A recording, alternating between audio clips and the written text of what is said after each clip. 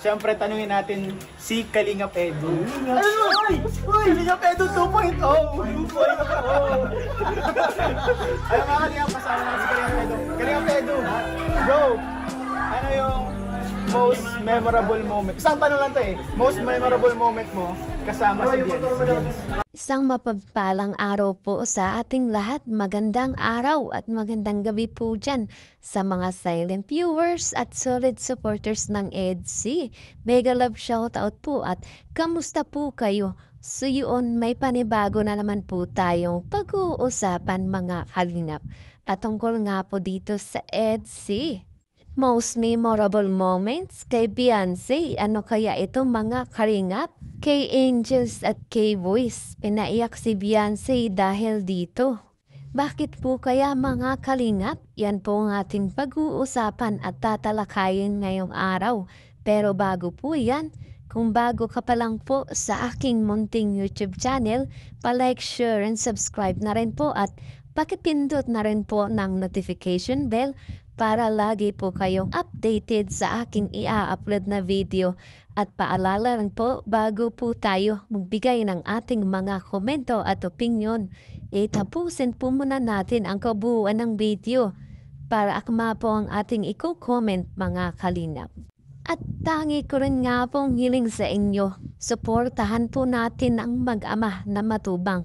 Walang iba kundi si Kuya Bal Santos at Kalingap Rab. At napakaganda nga po yung ipinapakita nila sa atin. Mga pagbibigay saya at tulong sa ating mga kababayan. Suportahan po natin at i-marathon mga kalingap. Nang sa ganun nga po marami pa po silang matulungan. Lalong-lalo na nga po dyan yung mga kapos sa pangangailangan. Malingap po nila. At syempre, suportahan din po natin ang kanilang may bahay na si Ate Edna Vlogs at Jackie Tapia. Huwag po sana tayong magsasawang sumuporta mga kalingap. So yun, balik po tayo sa ating pag-uusapan ngayong araw mga kalingap. Most memorable moment para kay Biancy. Kalingap Angel at K-Boys, pinaiyak si Biancy dahil dito. So yan po mga kalingap, grabe itong mga Kalingap Angels at Kalingap Boys. Talagang pinaiyak nila si Biancy sa kanilang mga mensahe na talaga namang tagus sa puso.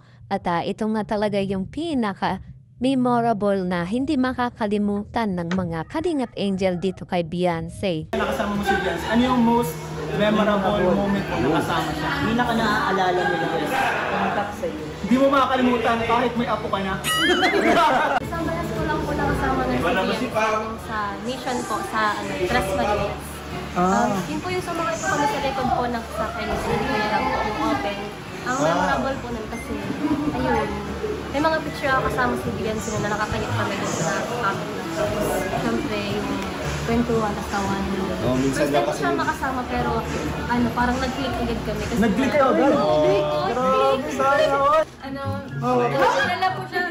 Lagi lang siya nakangiti. Tapos napapansin ko sa kanya. Nakangiti lang siya pala. Tapos nakangiti. Anong birthday niya po? Ay, yung birthday niya. Sabay may nag-practice kayo ng sayo pala. Oo. Tapos hindi magkakasama kami. Ano po? Baga siya yung isa sa nasabay sa ka-restaurant. Sa mga trip mo. Kumbaga magka-vibes kayo ni Biancy. Same vibes. Tapos puro tawa lang. Puro tayo lang. Grabe, yun yung most memorable moment, yung birthday ni Biancy. Yung mga pinagsamahan nila. So, yan talaga rin. Memorable moment mo with Biancy. Marami yan kasi lagi sila magkasama eh. Oo. Yun yung pag lagi po kaming magkasama. Lalo na po yung sa bahay nila. Yung nag-sleep over po kami doon. Yun po, napaka-memorable po nun kasi syempre po, diba? Di naman po natin akalain na isa po baga sa King Angels na super sikat din, tas humble na na bata. Syempre, hindi rin natin akalain na magiging close mo na sobra-sobra. Super happy ako kasi isa sa kasi yung celebration ng debut ni Biancy yun. Isa yun sa pinakamalaking debut celebration na nakita. Actually, ako din. Ako din. Ang galing niya naman sa At ang galing niya mag-perform na. So, sobrang galing. Lalo ng Tagalog yung parang mas... Doon ko nalaman naman na pala po si Biancy. Singer pala siya. Singer pala. Wala. Yari. Bali dun sa moment na yan, ng birthday niya, doon kayo naging mas close. Nalaga tamang kwentuhan dun sa paggrupo, di ba? May mga banding time like kapag break time, sabay-sabay kumakain, di ba? Doon ko lang nakasama si Biancy na medyo matagal-tagal nung practice talaga. Hindi pa kami nun Kilala talaga. kilala talaga, hindi pa kami nagkita sa ng personal. Ano po siya, nag-chat po siya sa akin na gano'n kasi nahihiya daw po siya. Unang-una niya baga. Tapos ang ginawa ko po, pumunta lugod ako sa kanila po para Para maka-close. Opo, para po hindi siya mahiyap pag namin. Kumbaga pinakisamahan ko po siya muna. Doon po nagsimula yung pagiging best friend namin. Hindi pa siya nakikilala sa kanila talaga. Kaso sa... Tapos, yung very welcome na siya. Opo, tapos yung magulang niya yung kasi nilutuan ka pa po, yung parang inasikaso ko talaga. Opo, kaya yun ang hindi ko malilimutan kasi nagkaroon kami ng una-una namin parang nagkakwentuhan na kami ng mga bagay-bagay. Tapos nag-share sa akin. Kayo pala ang una nag-overnight. Kaso, Opo, doon kami sa bahay nila. yung luma. Yun po, hindi ko po inaasahan yun. Tapos, napaka-ano po niya yun na po, welcome siya masyado. Napakabait po niya. Yun yung memorable moments, yung doon kayo nagkaroon ng banding talaga sa mga practice, ano? So yan po mga kalingap, grabing mga mensahe naman talaga. Hindi nila makakalimutan kung kailan sila naging okay o naging masaya dito kay Beyonce mga kalingap. At halos lahat nga po mga kalingap ay doon nagpupisa sa birthday ni Beyonce. At syempre po mga kalingap, papa-eds po natin talagang hindi nagpahuli mga kalingap. Most memorable moment. Isang tanong lang to eh. Most memorable moment mo kasama si Beyonce. Dami. Sige, tatlo. Bigyan ko nga tatlo. Special to kay Eddie. Palawan Ano, bro? Isa.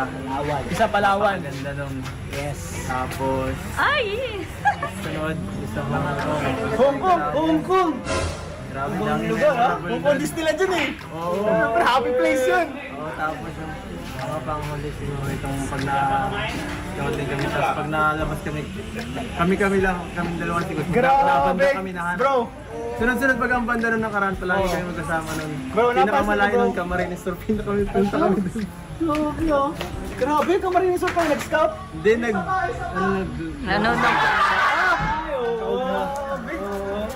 So yan na po mga kalingap, grabe itong si Papa Eds natin, marami palang mga memorable moment na hindi makakalimutan kasama itong si Beyonce natin mga kalingap.